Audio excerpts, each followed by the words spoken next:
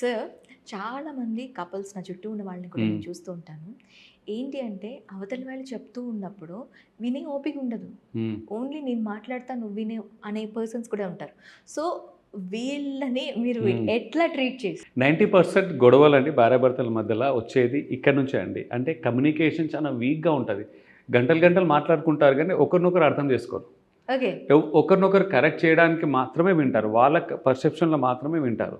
ఎదుటి వ్యక్తి మాట్లాడేటప్పుడు జీవిత భాగస్వామి, లైఫ్ పార్ట్నర్ మాట్లాడేటప్పుడు వాళ్ళ అసలు ప్రాబ్లమ్ ఏంటి అని అర్థం చేసుకోవడానికి ఎవ్వరు వినరు. అదేంటంటే ఎలా పాయింట్ ఔట్ చేయాలి? నేను ఎలాంటి జవాబు ఇయ్యాలి? ఎలా డిఫెండ్ చేసుకోవాలి?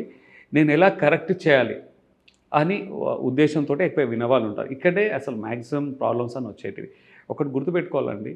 బంధం స్ట్రాంగ్ ఉండాలన్నా, గొడవలు తగ్గాలన్నా, గొడవలు రాకుండా ఉండాలన్నా కమ్యూనికేషన్ చాలా హెల్తీగా ఉండాల. మాట్లాడేటప్పుడు don't listen to correct, listen to connect. Okay. అంటే వాళ్ళని కరెక్ట్ చేయడానికి, రాంగ్‌గా ప్రూవ్ చేయడానికి వినకూడదు. వాళ్ళని అర్థం చేసుకోవడానికి, వాళ్ళతోటి ఎమోషనల్‌గా కనెక్ట్ అవ్వడానికి వినాలి. ఎంపథెటిక్‌గా వినాలి, చెప్పింది పూర్తిగా వినాలి, చివరి వరకు వినాలి, మధ్యలో ఆపకూడదు, ఇంటరప్ట్ చేయకూడదు. హెల్తీగా ఇది హెల్తీ కమ్యూనికేషన్ అంటాం. ఇది ఉన్నప్పుడు అండి మాక్సిమం అండి కొన్ని కేసెస్‌లో అయితే 70, 80, 90% ప్రాబ్లమ్స్ తగ్గుతాయండి హెల్తీ కమ్యూనికేషన్. ఎందుకంటే ప్రతీది కూడా కమ్యూనికేషన్ గ్యాప్ అండ్ ఒకరినొకరు పట్టించుకోకపోవడమే దారి. This is the one of the major reasons in conflicts. So, చూసారు కదా! మీరు మీ పార్ట్నర్‌ని కరెక్ట్ చేస్తున్నారా? లేదంటే వాళ్ళ పెయిన్‌తో కనెక్ట్ అవుతున్నారా?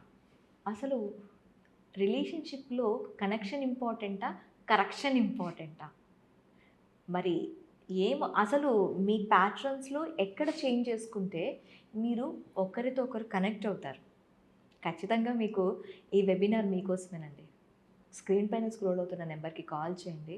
వెబినార్‌ల సెషన్‌ని బుక్ చేసుకోండి. వెబినార్ డేట్స్ కూడా మీకు స్క్రీన్ పైన స్క్రోల్ అవుతూ ఉంటాయి. ఆ టైంని మీ టైంగా అక్కడికి వచ్చి కూర్చోగలిగితే ఖచ్చితంగా మీ లైఫ్‌లో ఒక టర్నింగ్ పాయింట్, మీ పార్ట్నర్‌తో ఒక కనెక్షన్ ఖచ్చితంగా ఉంటుంది. Thank you sir. నమస్తే.